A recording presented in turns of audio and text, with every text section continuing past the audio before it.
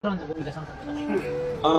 खरो जस्तो म छु त्यस्तै रहन्छ हैन। राष्ट्रको पक्षमा, राष्ट्रियताको पक्षमा, देशको स्वाधीनताको पक्षमा, देशको भौगोलिक अखण्डताको पक्षमा, सीमा रक्षाको पक्षमा हैन। यो देश लाई सधैँभरि बचाइराख्नुपर्छ र बनाउने तथा हाम्रो अभियान उन्मुख हुनुपर्छ भन्ने पक्षमा सधैँभरि म त तपाईँको चाहिँ एकदम मुखरित मान्छे हो।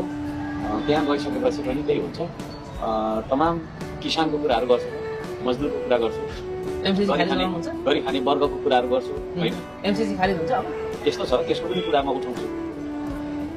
तर अब जनताले मलाई निर्णय गर्ने तहमा मलाई राखिदिनु भएन यसपालि। अब फेरि जनताको निर्णय भन्दा माथिको म हो भनेर फेरि मैले भन्नु मिल्दैन। यसको के हुन्छ? हामी त्यसलाई चाहिँ तपाईँको स्वीकार्ने पक्षमा हुँदैन।